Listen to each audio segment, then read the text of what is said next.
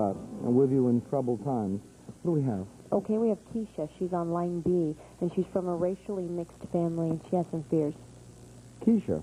Yes, good morning, Dr. Viscott. How old are you, Keisha? I'm 27. And tell me what's wrong. Well, first of all, I'm glad that you're all right, and I'm glad to hear that your family's doing fine. And Thank you. the main problem is there's two major concerns. The first is with my sister, who's in a racially mixed family. I'm black. My sister's husband is white. And the major concern is I'm afraid of what might happen to them.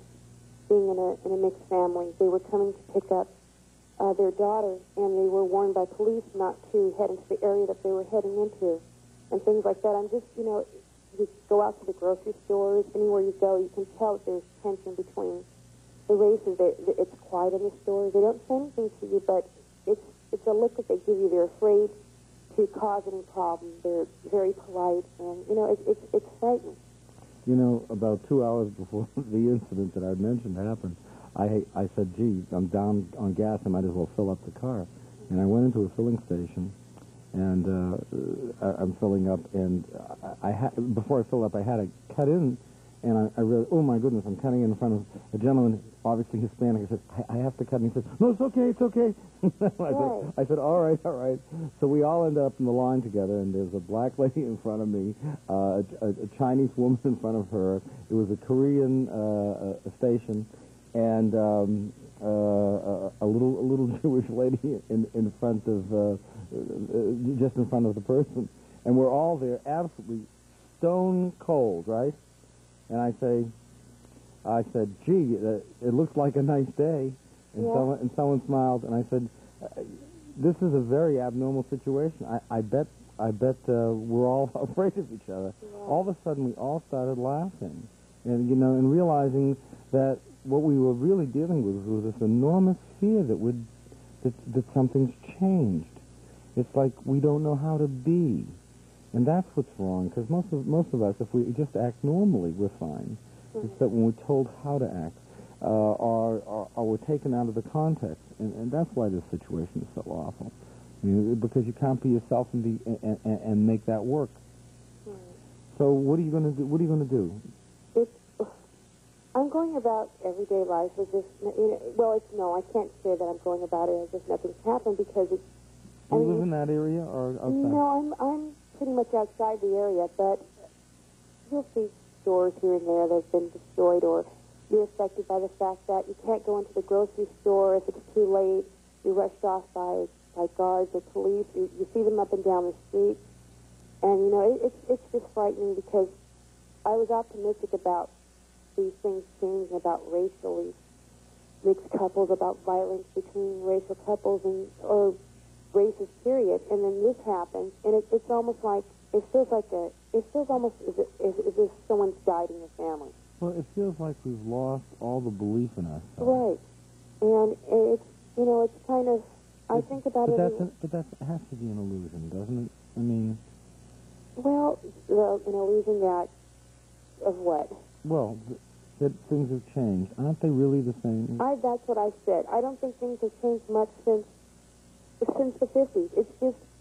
people think that it's gotten a lot better. It hasn't gotten much better. I don't think it's gotten more than 2% better than it has been years and years ago. It's just that people are trying to deal with it a lot better. They try to pretend like it's not there, but it's still there. And it's frightening. And I feel now that, it's going to be so that people think it's getting better, and they're starting to clean up, but it's still there. It's almost like hiding a festering sore under a Band-Aid or something.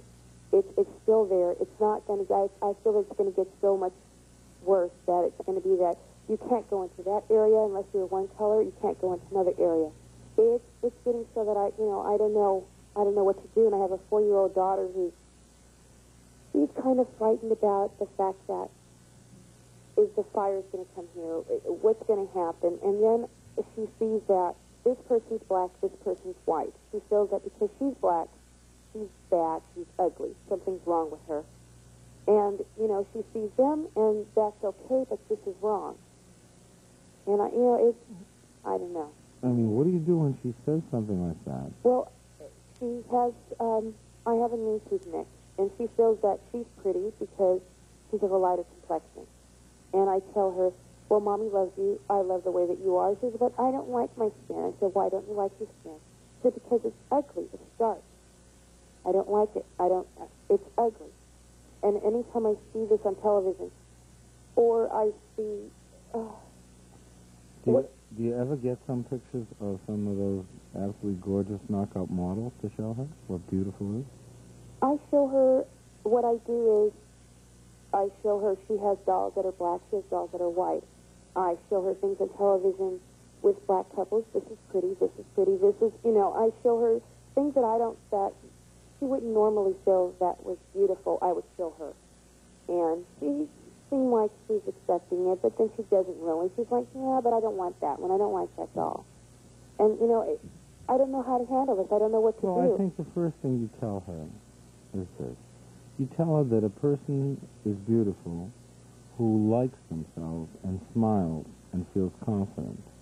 And you can have a person who could be the most beautiful-looking person on paper who walks around with a frown or thinks they're ugly, and they're an ugly-looking person when you see them. Whereas if you love yourself and you just have a smile of confidence about you, that's what beautiful is. And you teach her that the beautiful part of her is the part of her that shines from her. Yeah. It's the part of her, it's not lighter, it's light itself. It's the light of love. And you have to teach her that that's the strongest thing she has. And when she shows that, her color isn't important. No one's is. What's important is how she lightens up the lives of those she touches by her inner love. Yeah. And that's what she has to understand. That's what we all have to understand. Yeah. Did you ever see a person smile who wasn't beautiful? No. Well, that's what you teach. Tough times for everyone. I'm sorry you're going through this.